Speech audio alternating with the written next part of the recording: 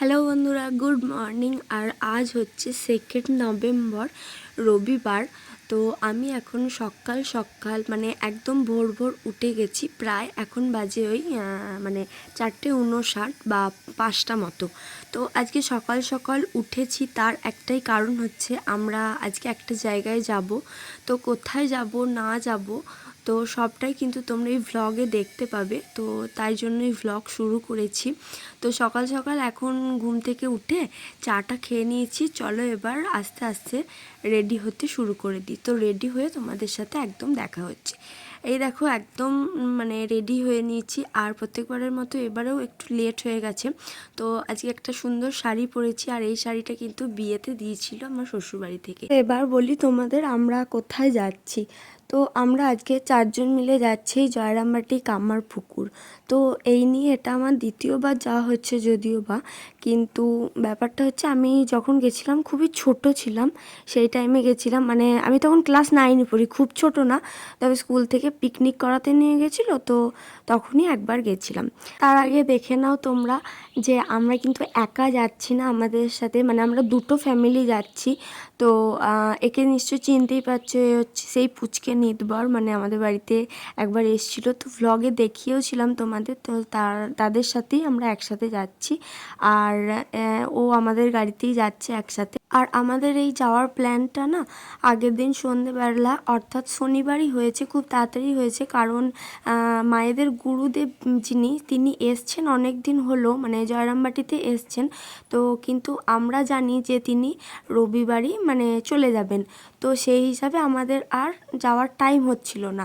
কিন্তু আমরা আবার খবর পেলাম যে তিনি রবিবারটা থাকবেন, সোমবার যাবেন। তো সেই খবর শুনেই তো আমরা তাড়াহুড়ো করে প্ল্যানটা করে মানে রবিবার একবার দর্শন পাওয়ার জন্য গেলাম।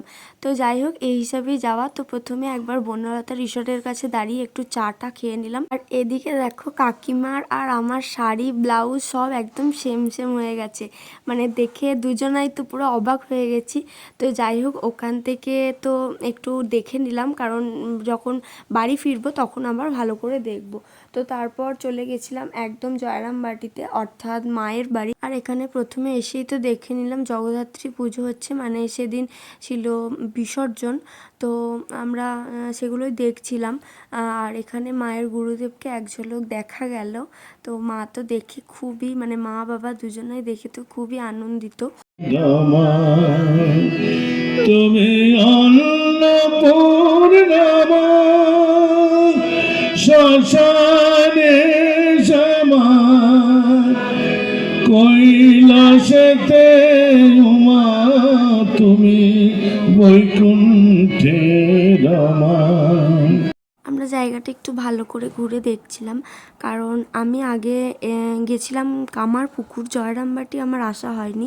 বললাম যেটা স্কুল থেকে গিয়েছিলাম। তো এখানে কিন্তু সব জায়গায় ভিডিওটা অ্যালাউ না, তো যেখানে যেখানে অ্যালাউ তো সেখানে সেখানে আমি করতে পেরেছি। এটা হচ্ছে মায়ের পিতৃবংশের কুলদেবতা, এখানে পূজিত হতেন।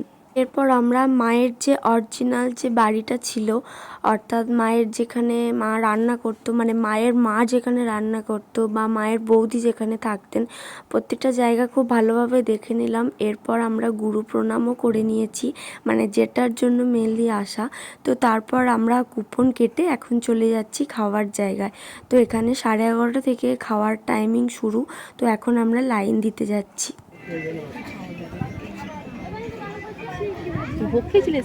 তো খাবারের লাইন দেওয়ার পর এখন খাবারের জায়গায় বসে পড়েছি। আর সেদিনের খাবার দাবারের মেনু ছিল ভাত ছিল, তার সাথে ছিল ডাল, আর ছিল একটা সব রকম সবজি দিয়ে তরকারি, আর ছিল আলু পোস্ত, চাটনি, রসগোল্লা, পায়েস। তো মোটামুটি খাবার দাবারের টেস্ট ভালোই ছিল।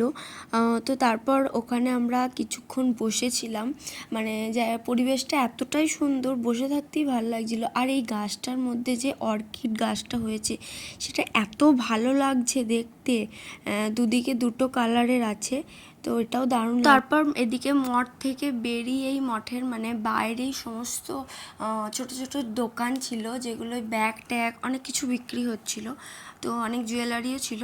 আর এদিকেও একটা স্টোর ছিল, তো এই স্টোরের ভেতরে রুমাল, চাদর, কাপড়, নানা রকম ধূপ, তারপরে মায়ের ছবি, বাবার ছবি, অনেক কিছু ছিল এটার মধ্যে। তো ওখান থেকে বেরিয়ে চলে গেছিলাম সিংহবাহিনী মন্দিরে।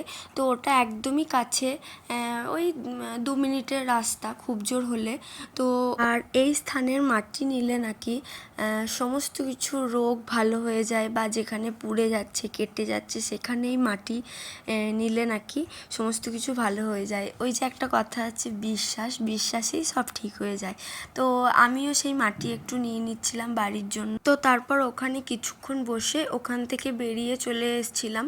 তো আমরা এখন যেখানে গাড়ি পার্কিং করেছি সেখান থেকে চলে যাচ্ছি কামারপুকুরে, মানে জয়রামবাটির সমস্ত জায়গা দেখা হয়ে গেছে। তো এখন যাচ্ছি আমরা কামারপুকুরে।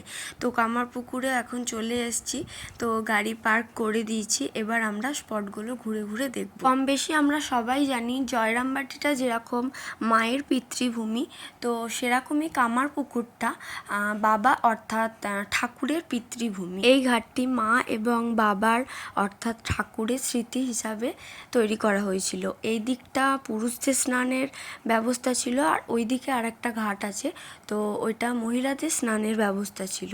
তো তারপর আমরা একে একে সমস্ত স্পটগুলো দেখার দিকে এগিয়ে যাচ্ছি। তো এরপর আমরা গিয়েছিলাম কামারপুকুরের ধর্মদাস লাহার বিষ্ণু মন্দিরে। তো এখানকার জমিদার ছিলেন ধর্মদাস লাহা। তো এনারই বিষ্ণু মন্দিরের অপোজিটে একটা টিনের চাল দেওয়া যে ঘেরা জায়গাটা আছে, সেটি ছিল পাঠশালা। তো আমাদের ঠাকুরকে এই পাঠশালায় পড়াতে পাঠাতেন। তো আমাদের ঠাকুরের একদমই মন ছিল না পড়াশোনার দিকে, তো তিনি লুকিয়ে লুকিয়ে এই পাঠশালায় চলে আসতেন। এখানে এসে লুকিয়ে লুকিয়ে তিনি মা কালীর মূর্তি আঁকতেন। আর এখানে ঠাকুরের সমস্ত লীলার কথা লেখা আছে। তো যেরকম মানে ভিডিওতে দেখা যাচ্ছে সেরকমটাই, ভিডিওটা আস্তে করে পজ করে দেখলে সবটাই দেখা যাবে ভিডিওর মাধ্যমে। তো তাও আমি বলে দিচ্ছি কিছু কিছু, যেরকম সাধু সেবা বা লাহাদের গয়না ফেরত, ঠাকুরের বিবাহ, সমস্ত কিছুই এখানে দেওয়া আছে।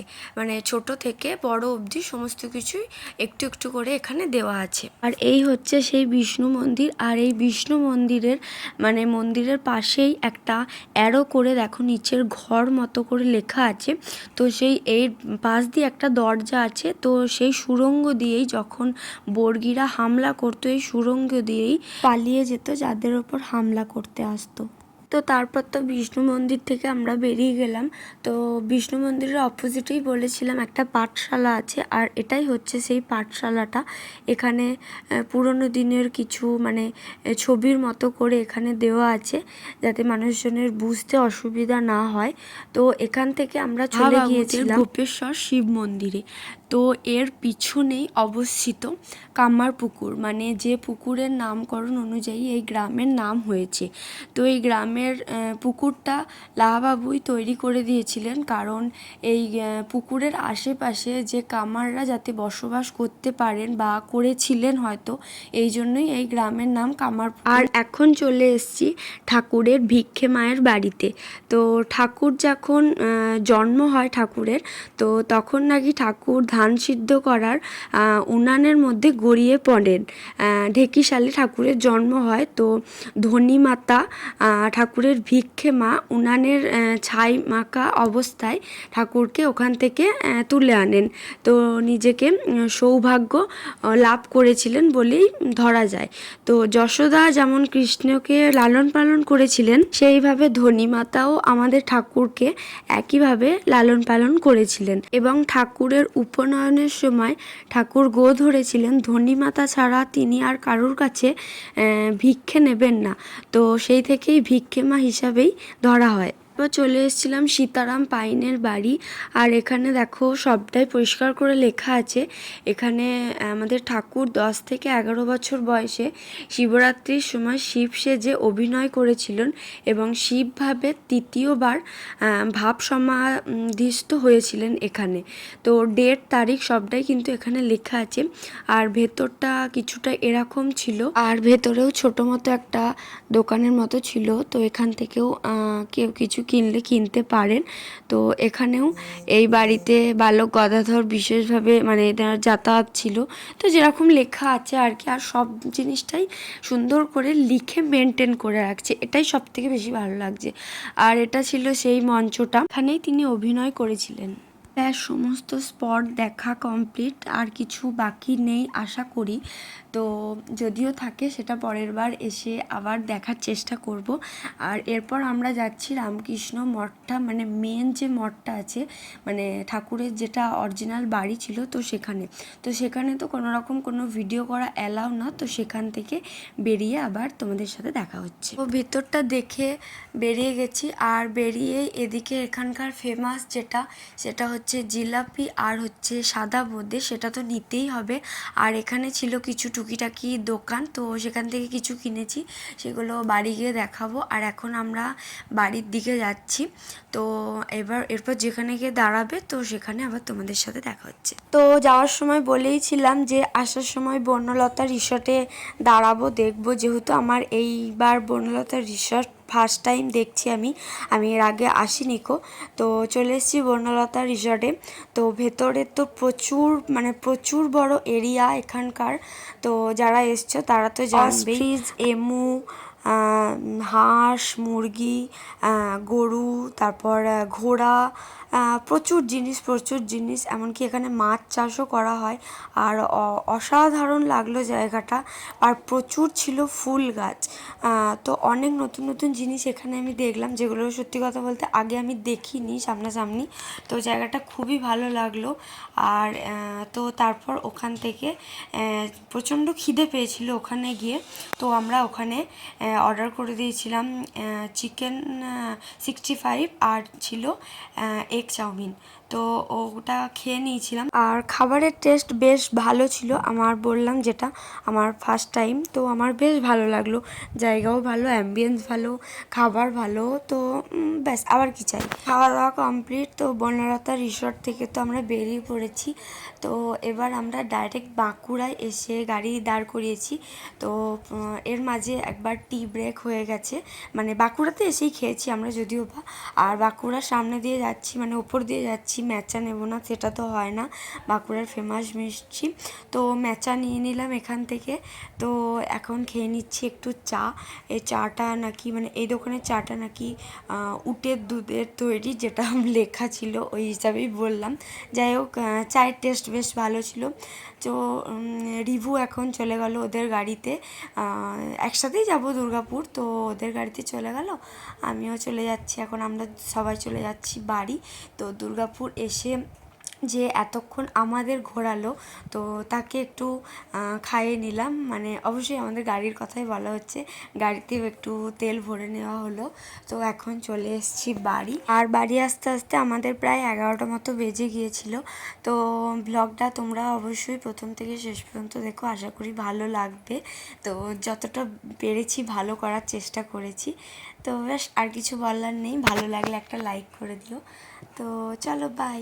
তো পুরো ভিডিওটা তো তোমরা দেখলে, কেমন লাগলো অবশ্যই কিন্তু জানিও। আর কালকে রাতে তো আস্তে আস্তে অনেকটাই দেরি হয়ে গেছিলো। তো কালকে তো আর দেখাতে পারিনি ওখান থেকে কি কি কিনেছি না কিনেছি। আর ওখানে দেখতে পেলে অনেক মানে জয়রামবাটিতেও অনেক মেলা ছিল, মানে মেলা মানে ছোটোখাটো দোকান যেগুলো ছিল। আর কামারপুকুরেও অনেক দোকান ছিল। তো সেখান থেকেই টুকিটাকি কিছু কিনেছি। তো কী কী কিনেছি না কিনেছি তোমরা একটু দেখলাম। তো প্রথমেই জয়রামবাটি থেকে কিনে নিয়েছিলাম এই ব্যাগটা, একটা ছোট পার্স মতো। এই ডবল চেন আছে, এই একটা চেন আছে, আর এই একটা আছে। হ্যাঁ, তো কেমন হয়েছে দেখো তোমরা, বলো। আর নিয়েছি হচ্ছে যে, আর নিয়েছি কামারপুকুর থেকে নিয়েছি এই ব্যাগ দুটো। তো প্রথমে এটা দেখাই। এটা হচ্ছে ব্ল্যাক কালারের একটা টোট ব্যাগ। আর এই যে ছোট একটা পার্স মতো আছে, স্টাইলিশ আছে খুব ব্যাগটা। এই নাচের প্রোগ্রাম যে কোনো মানে কিছুতে এই একটা জলের বোতল বা একটু টিফিন এগুলো নিয়ে যাওয়ার জন্য সুন্দর ব্যাগটা। টুকিটাকি কিছু জিনিস নেওয়ার জন্য এটা তো এই ব্ল্যাক কালারের একটা নিয়েছি, আর নিয়েছি একটা রেড কালারের। তো রেড কালারেরটা ওই বাড়ির জন্য নিয়েছি, আর ব্ল্যাকটা এই বাড়ির জন্য নিয়েছি। দুটোই একই ব্যাগ, হ্যাঁ, একটু মানে এই টেডি দুটো যে দুটো আছে ওই দুটো একটু আলাদা, বাকি ব্যাগ দুটো একই। আর নিয়েছি হচ্ছে এই বনলতা রিসর্টে এসেছিলাম, তো সেখানেও দেখলে একটা দুটো দোকান ছিল, তো সেখান থেকে নিচে কাঠের চিরুনিটা। তো এটা দেখলাম ভালো লাগছে আমার কাঠের চিরুনি ছিলও না, অনেকদিন ধরে নবই করছিলাম, দেখলাম কোয়ালিটিটা খুব ভালো, তো ওখান থেকে এটা নিলাম। তো চলো পুরো ভিডিওটা তোমরা দেখে নাও, তো কেমন লাগলো অবশ্যই কিন্তু জানিও। তো বাই।